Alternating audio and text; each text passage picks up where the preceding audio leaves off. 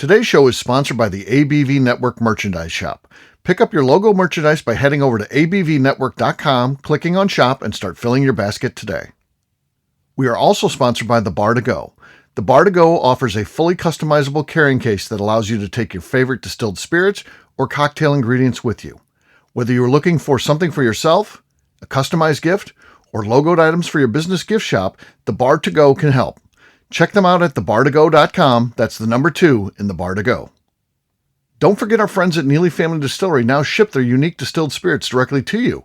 To order yours, simply call 859-394-3258. Tell them the ABV Network sent you. And now, on to the show. Let's drink!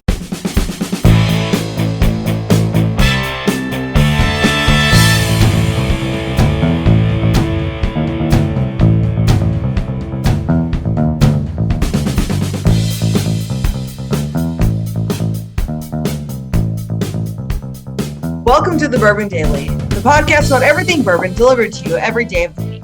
Today on the show, we discuss whether or not the Pappy Heist documentary was good or bad for bourbon. My name is Miss Beka Sue. Please join me in welcoming my co-host, Steve Akeley, along with our special guests, Elba, Heidi Fasnacht, and Lenny Eckstein. Hey, gang, what's up?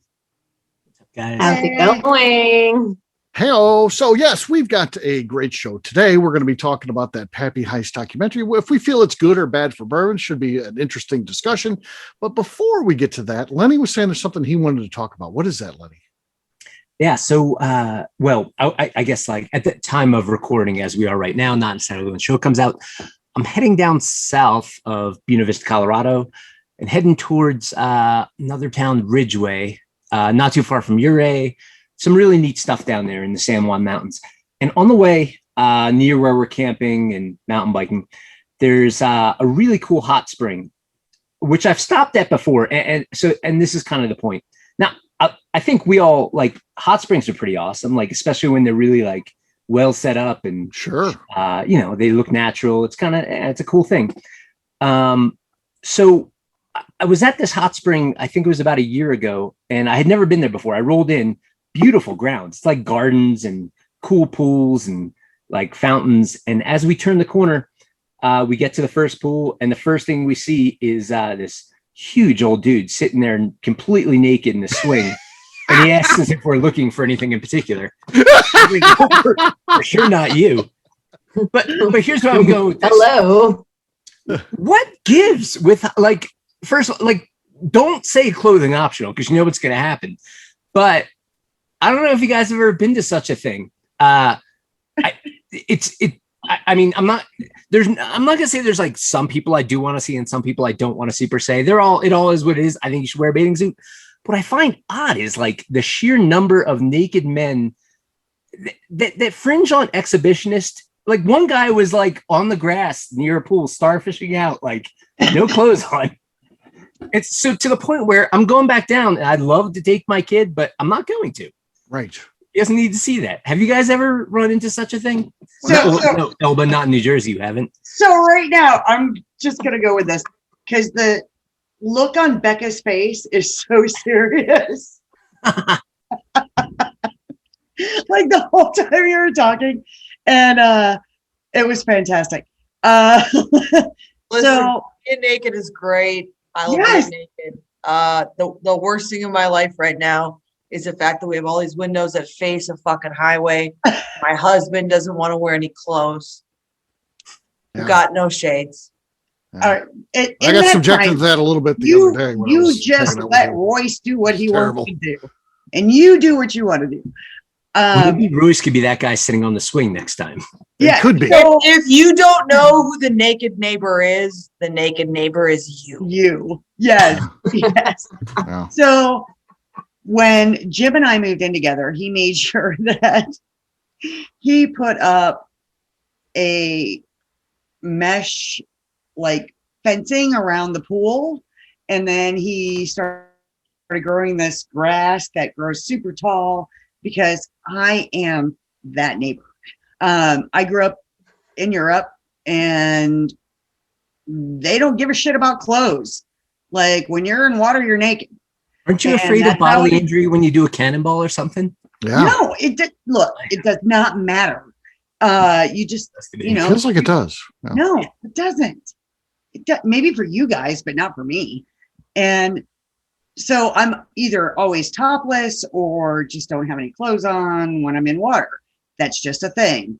Unless there's other people around, like I won't do it in front of my kids or my brothers or my dad and stuff like Or that. strangers, as people do at the hot springs. No, I do it in front of strangers. I don't give a shit. Oh. Like, Okay. don't like what you You should don't go to like what you Orvis Hot see, Springs. don't look. You're good. Like I don't care. Like Jim always says, like he can count on his one hand the amount of friends that haven't seen me topless. So I'm like, Okay. Steve, There you go. I don't care. Go naked. Steve, have you seen Heidi topless? No. Yeah, he of course, yes. No, you have not. I have the internet, so yes, I have seen it. Yeah. For me, the whole, back to Lenny's point. I mean, I haven't ever been to any sort of nudist place or seen anything like that. I don't, and I travel in the U.S. I don't go outside the U.S., so I haven't seen anything like that. But go back to like early '80s when parents got cable and HBO, and they would have that show Real Sex, and I was 12, 13 years old, and it'd be like nudist. I'd be like, oh, this is going to be good, and then it would always be these old fat people. It was never people you wanted to see naked. Nudists They are were the never good. nudists. You Why have the to nudist? you have to take the good with the bad. I feel like I'm just getting to be the age now where I can Mostly consider bad. being a nudist. I'm old, fat. You're- To me, it seems to be my destiny. It was never E West, anybody. E West is your destiny, Steve. I think Yeah, that's what's Listen going to to happen. Lenny's boy, Jersey, Sandy Hook. I mean, just saying, if you There guys you go. There you go. experience. That's right. I Steve, mean, Elba- not to Oh. paint a picture, but if you did continue the Tommy Bahama theme, I mean, you could just Donald Duck it. So yeah, I'd have to wear my Tommy Bahama shirt, but that'd be all I'd wear, of course. So yes, I got to stick with the branding. So yeah, I think Americans are just they're way too pretentious and they care too much about their self-image. Like just fucking let it go. Yeah, that's what the guy on the swing was trying to tell me. just let it go. here's the saddest thing for America is our most famous nudist is Heidi Klum, and she wasn't even American. She's not even from here, right? Yes. From Europe. One of your last names? Huh? Is that one of Heidi's last names? Yeah, Heidi cool. Klum. No. That's one of Heidi's last that names. is not. Different That is not. Klum. That is Different Heidi. Well, No, Heidi Klum different and Heidi. Seal, they were both nudists, and they just walk around naked, like kids, all that stuff, kids and everything. Yeah, she was just But unfortunately for the general public, most nudists don't look like that and No. are not supermodels. But Or don't. how it goes. Yeah. look, like I'm not perfect by any means, and I'm not a size 0. I'm not a size 2. I'm not a size 4. I don't give a shit. If I'm on a beach in Dominican or Mexico or wherever I could be nude, I'm gonna be nude because you know what? It feels good. I don't want to have clothes on. And yes, I have to use a lot of sunscreen because I'm a redhead. Okay, well, there you go. There you go. Elba, did you want to weigh in on that at all? You ever been in a situation where it's like, I didn't know this was going to be nude, and there's a bunch of nude people there, or anything like that? Oh Lord. At what point? I mean, goodness gracious. My dad, I mean, may he rest in peace, but I mean, we were vacationing in Florida Uh-huh. and it's just, there's just like this memory ingrained in my head and I want to erase it, but I don't think my parents knew. And I think they were just so innocent that this beach we were at in Miami was just like partially nude or I don't know what it was. I just remember being young and impressionable and, you know, being told to close my eyes. And I mean, I'm going to leave it there, but you know, yeah. Your Yeah. eyes is the guy in Tommy Bahama in no pants. It's like I listened to his podcast. There's a Sasquatch there. He was Yeah. really hairy. Yeah, there you go. There you go. We'll leave it there. We'll leave it there. We'll leave Moving it there. on. Moving And on. so we'll make it time to drink. What is everyone drinking? We need Let's a start. drink. Let's start with Lenny. Actually, Lenny. I've got a half-consumed bottle of some Far North Spirits. I don't know how you pronounce it. Baudelaine. bourbon whiskey from where is this? Minnesota, something like that. Good, yeah, way up by the border in Minnesota. Your hood. Okay. All right. Okay. All right. Usual. There you go. Okay. Next up is going to be Elba. Elba, what do you got? Oof. All right. Just because I'm sitting in my office and I have a few bottles here that I'm just holding on to. So this is actually coming in from South Carolina. It is a little sipper I call Virgil Cane, the Electric Owl limited edition. It's a straight bourbon whiskey that's finished off in Pinot Noir barrels. Okay. So shout out to my friend David Schlamm that's his last name, I know, out of the Charleston. We're actually South pretty good Carolina. there. We didn't say anything because there's a friend. I know you guys would be, but wait, let's see if this is a popper or not. So More than mine was. that's all I got. That's pretty robust. Okay. All right. So yes, that's actually the lead right now. So that was the lead. So Miss Beka Sue, what do you got? I've got a bottle of our newest single barrel. This one's called Mellow Must. It's another one of those cool, dusty tasting ones, kind of like the leather bound that we talked about earlier. But I've not opened this, so Next one should be called Hogtied.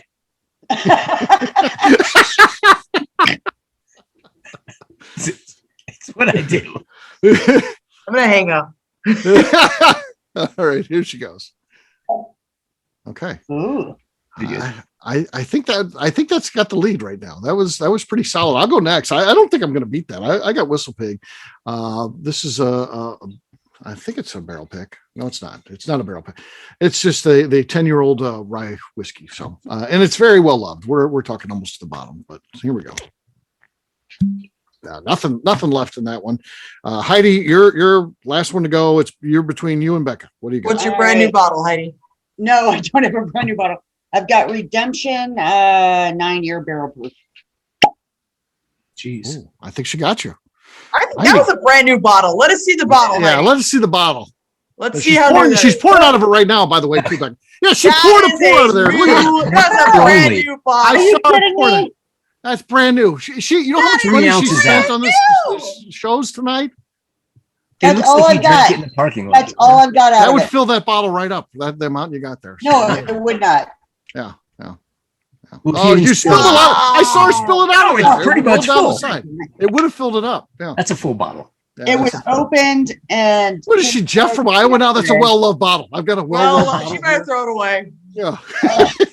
She's turned to Jeff from Toss Iowa. it out. It's empty. Yeah. All right. In her garbage tomorrow, we'll see all these bottles because she's used them for what she Rate did. her garbage, Steve. Yeah, she's 3-0. So yeah. How do you I'll be stopping her recycles? by their house tomorrow. Cheers, guys. Cheers, guys. I gotta. God, Cheers. hold on. Cheers. All right. We'll take a quick break, at which time we'll look at the chat. And apparently that's where Lenny put his picture. I didn't realize that. I'll have to see what he's got going on there. And when we come back, we're going to be talking about this documentary. Was it good or bad for bourbon? We'll do that in just a few.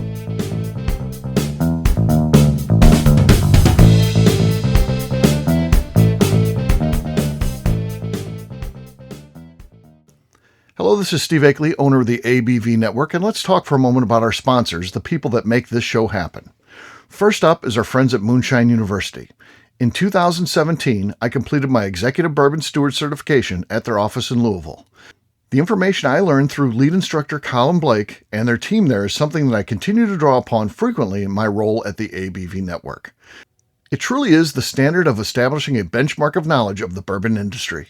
From history to production to brands and people, it's all there. Check out their full listing of programs, including Executive Bourbon Steward Certification, production classes if you're considering starting a distillery, and much more at moonshineuniversity.com. I also want to talk about Neely Family Distillery. Back in May of 2018, I met Royce Neely at Limestone Branch's Craft Bourbon Festival. It ended up not only being the start of a great friendship, I started to truly learn about what makes craft whiskey so amazing. You see, I had been a bourbon drinker for over 30 years at that point, and like many people who had been drinking bourbon a long time, I was hard-coded into thinking big bourbon was where it was at and craft was on a journey to get there. Spending time with Royce and learning the things he does to make his whiskey taste better started to really get me to appreciate how things like sweet mashing, Open top fermentation, pot distillation, and the grains you are using not only makes your product taste better coming off the still, but also out of the barrel as well. I still love heritage brands and they make up a bulk of my collection. But when you find a craft distiller that is truly dedicated to the craft of distilling, you are drinking some of the best whiskey out there on the market today. That's exactly what's happening at Neely Family Distillery today. Check them out on the web at neelyfamilydistillery.com, or better yet, stop by and see them at their distillery in Sparta, Kentucky. And now, back to the show.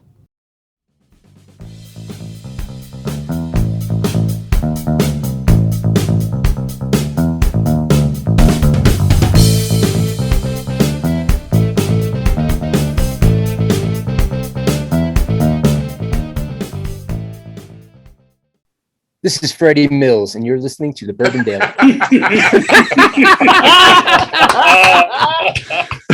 Welcome back to the Bourbon Daily. Today we're talking about the Pappy Heist documentary and whether it was good or bad for bourbon.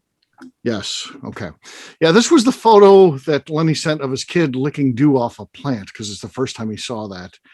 He's got some neat hairstyle going there. He's got some right. lines shaved into the side of his head and stuff. So. He would call those racing stripes. Racing stripes. Gotcha. Yeah. I can't. Hopefully, we work out that deal where he comes on that show because I want to talk to he's inventing things. He figured out a way recently for astronauts to get to Mars. Yeah. So he sketched that out and he wants to present that to NASA. So we'll see. We'll pay him in mega slime liquors. Yeah, we'll get him some of those and he'll be good to go. Definitely. The allocated stuff. All right. This documentary. What did you guys think of that thing? Did you guys see that? And what did you think of it? Yeah. So I did. Jim and I watched it, and it was kind of like one of those things like, oh my God, that's awesome. And then you look at it and you go, oh my God, it's terrible. What idiot. Right. At the distillery, like you had no idea this was going on. Like, get better security. Yeah. How did you not know that barrels were just leaving? What I didn't like about it, and again, that stuff's real, so tell that story, but they leave so much of it up in the air. I still have more questions than I have answers after watching that documentary. And then it was like so overproduced. It was like they just hired someone who learned how to edit. So they put in all these musical things and cuts and different stuff. And even the beginning, you think, man, this is wow. They're making, it's like a movie beginning where they're showing these characters and you think you're going to know all about them. They're stopping and they freeze and they're, it's cartoonized type of thing. I don't know. I thought overall it was a terrible documentary. Am I the only one who thinks that? No. Well, I mean, I just saw it last weekend. So my boyfriend just actually told me about this, and I'm not like a Netflix hunter for documentaries or whatnot, but he was like adamant, knowing what I do for the industry, that I had to watch this. Right. And from a documentary kind of just production point of view, it was a great way to bring in just anyone and everyone who thinks they understand bourbon, bring them into this culture, right? And I think I mentioned it earlier, but I think Pappy has kind of at least opened up this gateway that bourbon can be more of a premium whiskey or premium spirit that we can enjoy. And whether or not it was the documentary that brings you into this journey, but it's just, gimmicky or not, it's captured your attention, right? Whether you appreciate it, don't appreciate it, from whatever part of the industry you're in, it's bringing in people and it's just exposing. And Pappy's so big, it's going to do that, right, Elba? I mean, it's immediately going to attract people who aren't necessarily interested. 100%. So there's an opportunity, but as I watch this, and spoiler alert, if you haven't seen it yet, watch it first, come back to the episode because we're going to talk about things that would be considered spoilers. To me, a documentary ends and okay, all this bourbon was stolen, hundreds of $1,000s worth of bourbon stolen, including full barrels and stuff like that. And one person does 30 days. And why are there no answers? There's a guy who's supposedly stealing barrels from Wild Turkey. We don't even hear. He doesn't get in any trouble, or what happens? Explain to us. Obviously, he didn't go to jail. So explain to us why he didn't. Why would it come down to? Why do I still have questions about why one person did 30 days and no one else did any for that large scale of an operation? It seems like someone should be doing some real time for that in 30 days. is not horrible. If you could go back and say, okay, Steve, you could steal all that, make all that money, take your family to Disney and all that stuff that guy did. But at the end of this, you're going to have to do 30 days. I'll do the 30 days and I'll take all the money, I guess. It seems like you always want to feel at the end of a crime documentary, you'd be like, man, if I could do it over again, I wouldn't do that. I think that guy would do it again in a second. But do it again if you could. Do you think they were so embarrassed with what happened that they just wanted it to go away and they didn't think a documentary would happen? Here's what I think why. And again, I don't have any insight. So this is all opinion here. So you're allowed to state your opinion freely. I think what happens is that list of people he was selling to were very high profile people. So they don't want though, once you start tracking down, okay, who's buying this stuff from you, and they have the numbers and all that. And then they find out these high profile people, they don't want to have to start taking down big names, and it could have been judges and lawyers and doctors and people who are pillars of the community, maybe raising money for charity and all these things, but they're buying that. He said that in the documentary. He said that there was very high profile judges, famous people. And I think that's what happens. They're like, okay, if we start throwing all these people in jail, then we got to start doing the people that were buying it too. And they don't want to do that. So I think then it just kind of goes away. I think it was a disclosure thing. Like, they're going to do the documentary, they're going to talk about it, but you can't talk about who you sold it to. And it was the same thing for him not going to jail. Yeah. Yeah. Certainly we know someone who was being sold that product. Probably, right? Probably. Yeah. Afraid of a friend in line. Yeah. I would guess. I mean, we knew people in the documentary. I mean, I saw a bunch of people that I knew in the documentary. So Michael Stallings being he had a pretty big role in there actually. So I knew he was going to be in it. Were you shocked, Steve? What's that? Were you shocked? I was shocked. Yeah, I didn't know. And then I heard Stallings was going to be in it, and then he's like in the whole thing. He's one of the main commentators in the actual movie, and I don't even know where he fits. He's a moonshine guy, but I'm not exactly sure how that happens and how he makes it in there. So I gotta talk with him. It was very, very interesting. Beka, you saw that, right? What do you think of it? Nope. You haven't seen it. Oh, you gotta watch it. We've been watching Sopranos. Well, that's pretty good too. They steal some stuff from that show from time to time. So yeah, we haven't watched it yet. But here's the thing. So you guys, it wasn't good or bad for Bourbon. I mean, anytime that Bourbon goes out to a larger audience is a good thing because it's going to interest people more into Bourbon. So regardless, whether or not, obviously it was not good for certain people, but also I think that for Bourbon itself, just getting it out there on a broader range of people is always a good thing.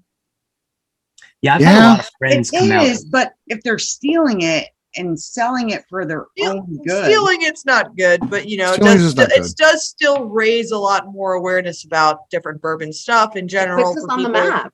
Yes, it just makes people more aware of bourbon. So I don't know that. Hey, any publicity is good publicity. Am I right? Maybe. That's true. If they were stealing like Buffalo Trace, like standard bottle, that's not that exciting, but there is this interesting heist component of stealing something that's so sought after. Like that's intriguing. And I've had friends come out and visit the distillery and be like, oh, have you seen this yet? It's so cool. That's to me, that's good. Like I like it. I like that it's sparking people's like curiosity and they're trying to figure out what's going on. It is, you almost, and of course it wasn't like Fort Knox as we saw. It almost has to be when you can take a bottle, which is only, we all know the size of a bottle. You could hide that on your person and walk out there. You could wear if you're wearing a Tommy Bahama shirt, and you've got pants that you could line them up. And again, you're talking about, at least $2,000 a piece.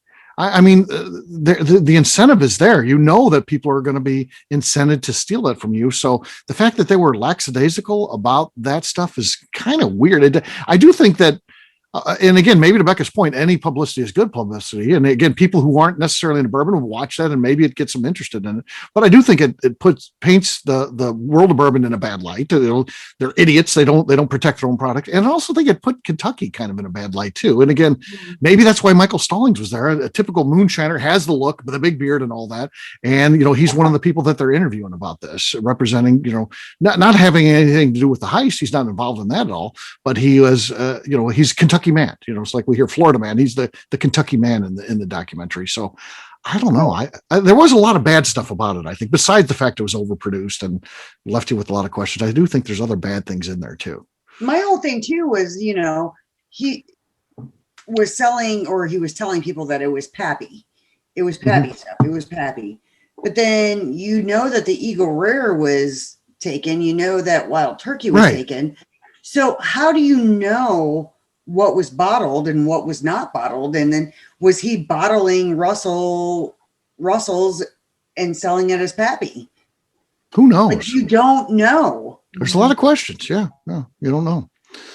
And again, they have the big twist moment in there, which is supposed to be super exciting. And it's like they blame it on another guy, and it's like, did the other guy take all that? No, it probably sounds like a lot of people had their hands in the pot, were stealing the Pappy. It doesn't sound like it was one big heist. Like it almost makes you want to feel like it was like this one other guy. It wasn't the guy you're thinking of, it was this other guy. No, it was probably all of them were taking it, and that's what led to the ultimately all of it being gone. So I don't know.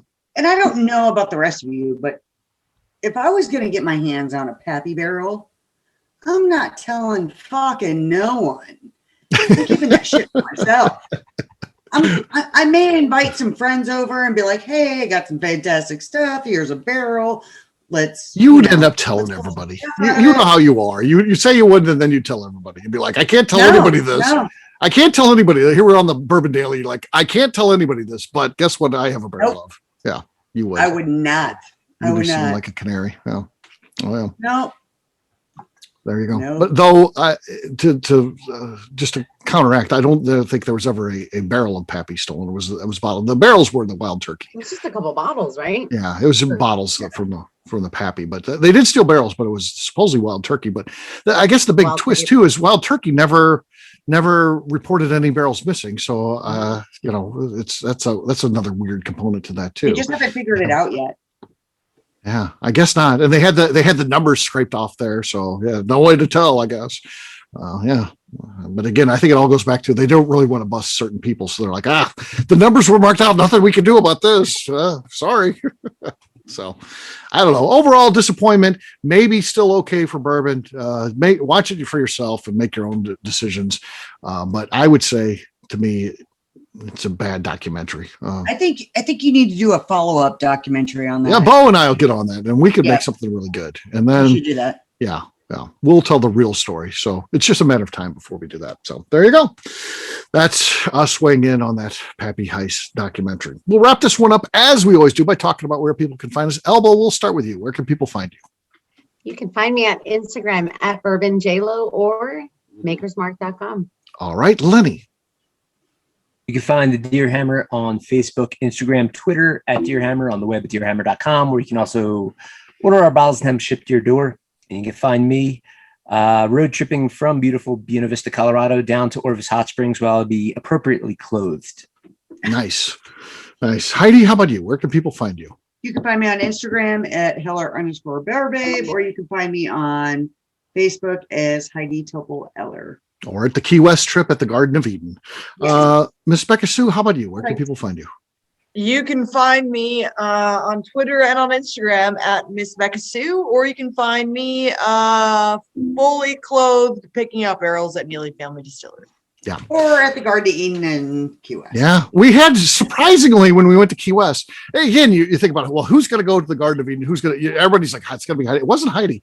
It was a couple that you would have. Did anyone ever see that one coming? The two that went there, we won't say who they are, but there was two people that went there, and it's like, really? That's going to be a representative. So it was interesting. You find out a lot about people when something like that. For me, I'm an easy guy to find. I'm at Steve Akeley on Twitter, Instagram, and Facebook. I've got a website, steveakeley.com. We've also got a company website. That thing's abvnetwork.com. Check it out because everything that we do is out there. Our previous shows out there. You can go and you can search any of them and find out that we've got interviews with people associated with Pappy you may want to listen to. So search that.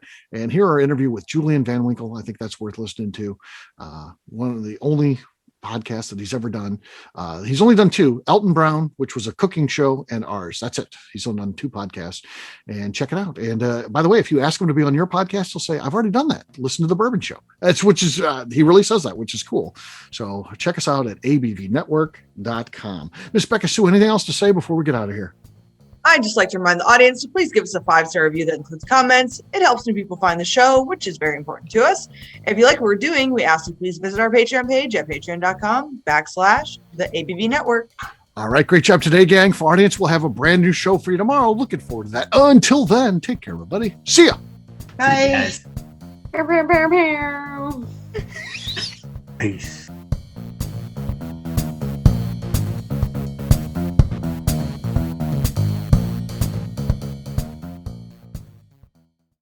Before we finish the show, let's chat for a moment about Moonshine Still Pro. Moonshine Still Pro has a full line of products to help the home distiller. Whether you just want to experiment on a small scale on the stove in your kitchen or try your hand at a bigger setup in the backyard, Moonshine Still Pro can help. They have different still offerings as well as accessories and even grains from Goldstone Mill to help you make whiskey on par with what you get from your favorite distillery. They can even assist with a DIY still project by supplying some of the parts you can't make yourself.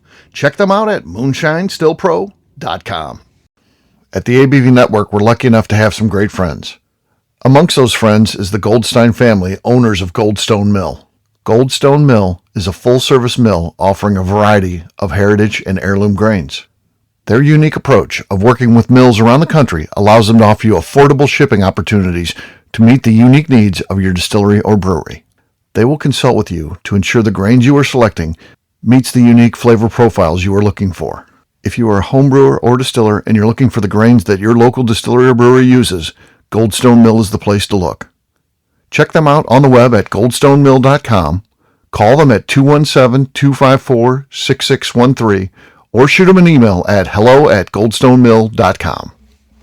The Bourbon Daily is part of the ABV Network. For more information or to become a sponsor, please visit abvnetwork.com.